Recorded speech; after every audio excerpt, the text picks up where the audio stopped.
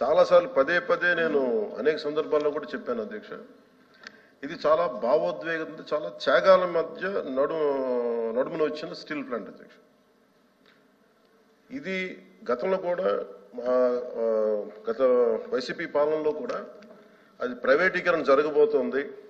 ఆ రోజున మన మంత్రి గారు చెప్తున్నాడు, అచ్చెన్నాయుడు గారు చెప్తున్నాడు, ఎందుకు ఆ రోజు ధర్నా చేశారు, వీళ్ళందరూ ఎందుకు వచ్చారంటే దానికి ఆ సమయంలో జరిగింది ఏంటంటే కొంతమంది కార్మిక సంఘాల నాయకులు కూడా ఎయిర్పోర్ట్కి వెళ్ళి అప్పుడు ముఖ్యమంత్రి గారు చెప్పిన మాటలు ఏంటంటే మేము దీన్ని కొంత భూమిని అమ్మేస్తాం, మీకు ఇస్తామని చెప్తే అది నిర్వీర్యం చేయడానికి వాళ్ళు ప్రయత్నం చేస్తే మేమందరం అడ్డుకున్నాం అధ్యక్ష, మా అందరితో సహా. ఇది మొన్న కూడా కార్మిక సంఘాల నాయకులతో కూర్చున్నప్పుడు ఇదే నివేదిక, ఇదే అభ్యర్థన ఇచ్చారు. ఇది ప్రైవేటీకరణ చేయకూడదంటే మీరు ఎంత కమిటెడ్గా ఉన్నారో మేము అంతే కమిటెడ్గా ఉన్నాం. 2021 ఫిబ్రవరిలో మేము అమిత్ షా గారిని కలిసాం అధ్యక్ష, హోంమంత్రి అమిత్ షా గారిని కలిసి వారికి నేను ఇచ్చింది కూడా ఏంటంటే ఇది మాకు చాలా భావోద్వేగాలతో కూడింది, చాలా త్యాగాలతో కూడింది, దయచేసి దీన్ని ఎట్టి పరిస్థితుల్లో ప్రైవేటీకరణ చేయకండి అని చెప్పాం అధ్యక్ష. అలాగే మీరు గతంలో కూడా 2019-14 ఆ సమయంలో డ్రెడ్జింగ్ కార్పొరేషన్ ఆఫ్ ఇండియాను కూడా దాన్ని ప్రైవేటీకరణ చేస్తామంటే మేమే ముందుండి దాన్ని ఆప్ చేసాం అధ్యక్ష. ఇది మేమేమనుకుంటే పబ్లిక్ సెక్టార్ యూనిట్స్ లాభసాటిగా ఉన్నాయి, లాభాల దిశగా నడుస్తున్నాయి, కొద్దిపాటి నష్టాల దిశగా నడుస్తున్నాయి, వాటిని ముందుకు తీసుకెళ్లాలి, ప్రభుత్వాలు పిఎస్యూస్ నడవాలనేది మా ఆకాంక్ష మా అందరినీ. When it comes to Vizag steel plant, we are extremely committed not to privatize. ఇది మా అందరి కమిట్మెంట్ అధ్యక్ష. అలాగే దీనికి ఇందాక మంత్రి గారు చెప్తున్నట్టుగా దీన్ని రన్ చేసే ఇష్యూస్లో చాలా లోపాలు ఉన్నాయి అధ్యక్ష. దాన్ని స్కిల్ని ఎన్హాన్స్ చేసుకోవాలి, దాన్ని కొంత పెట్టుబడి కావాలి, దానికి కొంత క్యాప్టివ్ మైండ్స్ కావాలి, లాట్ ఆఫ్ ఛాలెంజెస్ ఉన్నాయి. ప్రతిసారి నేను కార్మిక సంఘాలతో కూడా ప్రత్యేకించి ఈ మధ్యన ఒక 4 రోజుల క్రితం కూడా మాట్లాడడం జరిగింది అధ్యక్ష. వాళ్ళు కూర్చోబెట్టి దానికి సంబంధించి మీరు ఒక సమగ్రమైన ఒక కార్యాచరణ ఇవ్వండి మాకు, మీరు వస్తే నేను కేంద్ర ప్రభుత్వం నేను ప్రత్యేకించి నేను కూడా నాకు సంబంధించి నేను కూడా తీసుకెళ్తాను తెలియజేస్తాను అధ్యక్ష. So we are extremely committed not to private this. I hope your all satisfied. Okay, LOP గారు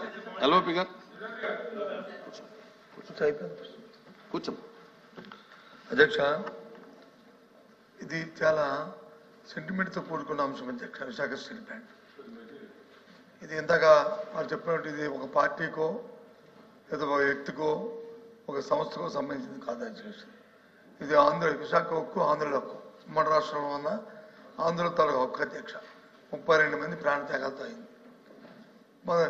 ఇందాక మంత్రులు మాట్లాడుతున్నప్పుడు 1-2 విషయాన్ని వారు చెప్పడం జరిగింది.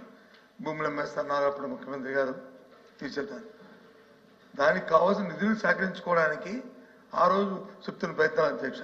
ఈ 6 నెలల కాలంలో విశాఖ స్టీల్ ప్లాంట్ భూముల్ని 2 దఫాలుగా ఉన్న కొన్ని పీసుల్ని ఇప్పటికే ఆప్షన్లోకి నోటిఫికేషన్ ఇచ్చిన సందర్భాన్ని కూడా ఒకసారి గుర్తు చేస్తాను అధ్యక్ష. దాన్ని మేము వ్యతిరేకించమా? ఇది కాదు, ఇది డే టు డే యాక్టివిటీలో భాగం అధ్యక్ష. ఆ సందర్భంలో మాట్లాడిన దాన్ని రాజకీయాల్లో కూర్చోపించడం కరెక్ట్ కాదు అధ్యక్ష. ఏమైనప్పటికీ కూడా ఇది పూర్తిగా కూడా దీన్ని ప్రైవేటైజ్ చేయకుండా ఉంచాలి అధ్యక్ష.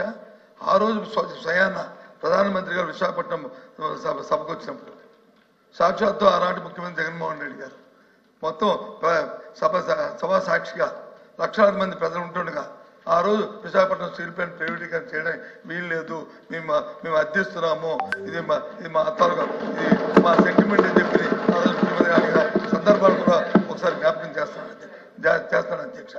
ఎందుకంటే ఇది అన్ని పార్టీల తాలూకు కమిట్మెంట్ వాళ్ళు తప్ప ఇది ఏ ఒక్కరితోనో అవుతుందో అనుకుంటే మాత్రం పొరపాటు అధ్యక్ష. ఏదైతే రాష్ట్రంలో దేశంలో ఉన్న మిగతా రాష్ట్రాల్లో జరుగుతున్న అంశాలు ఉన్నాయో ఆ ప్రకారమే దీన్ని కూడా అందరూ సమస్యగా దీన్ని కాపాడుకోవడం బాధిస్తుంది. పూర్తిగా మా తరఫున, మా పార్టీ తరఫున, మా బాధ్యతగా ఈ హక్కుని ఏదైతే విశాఖపట్నం స్టీల్ ప్లాంట్ అనేదాన్ని ఏదుందో దాన్ని చేస్తే మాత్రం నేను దాన్ని పోరాడతాం అధ్యక్ష, దాన్ని కాపాడడం ప్రయత్నిస్తాం అధ్యక్ష. ఏదైతే ఇప్పుడు గౌరవ సభ్యులు చెప్పారో కూటమిలో నాయకులు అచ్చెన్నాయుడు గారు కానీ లేదా పవన్ కళ్యాణ్ గారు చెప్పారు, ఆ మాట మీద కట్టుబడి ఉండి దీన్ని ప్రైవేటీకరణ చేయాలనేది మా తాలూకా డిమాండ్ ఎక్సర్సైజ్ చేయాలని కోరుతున్నాం అధ్యక్ష. ఇంకా లేదండి, కూర్చోండి, అయిపోయింది. Question number 13634 minister for revenue reply చెప్తారా?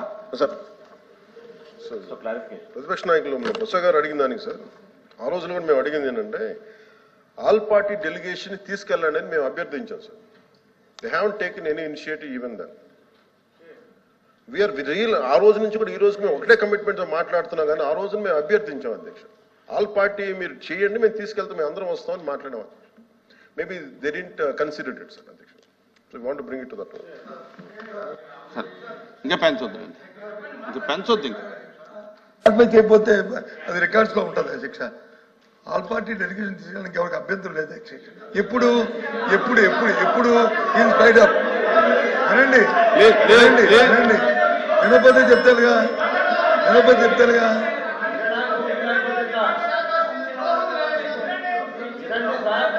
వినండి వినండి వినండి, దయచేసి వినండి. రామారావు గారు వినండి. వినటానికి అభ్యంతరం ఏముంది? వినటానికి అభ్యంతరం ఏముంది? ఆ రోజున్న ప్రభుత్వానికి ఆపే శక్తి లేకపోయినప్పుడు ఆల్ పార్టీ డెలిగేషన్ రావాలచ్చా. మాకు ఆ శక్తి ఉంది, అది ఉంది కాబట్టి ఆపగలుగుతాం.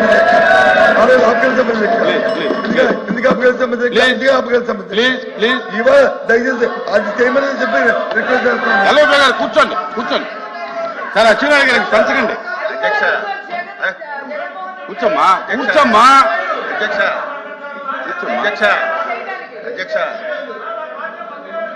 ఆ రోజు కనుక నిజంగా మనసు త్రికరణ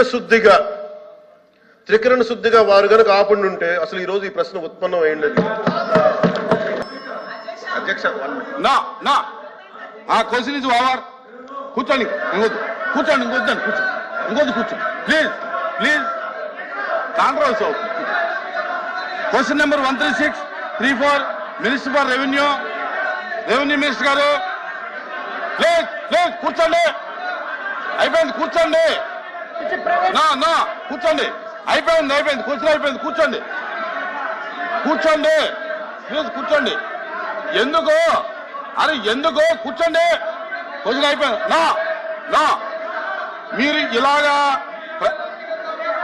కూర్చోవయ్యా స్వామి, కూర్చో రాహుల్ కూర్చో.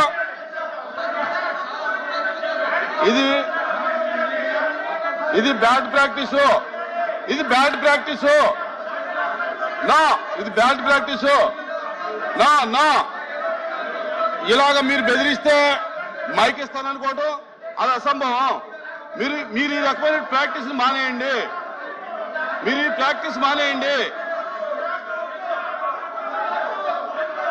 నా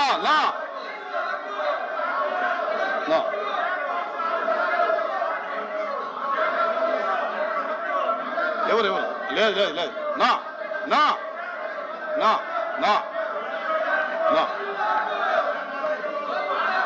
ఎవరు ఆ క్వశ్చన్ అయిపోయింది.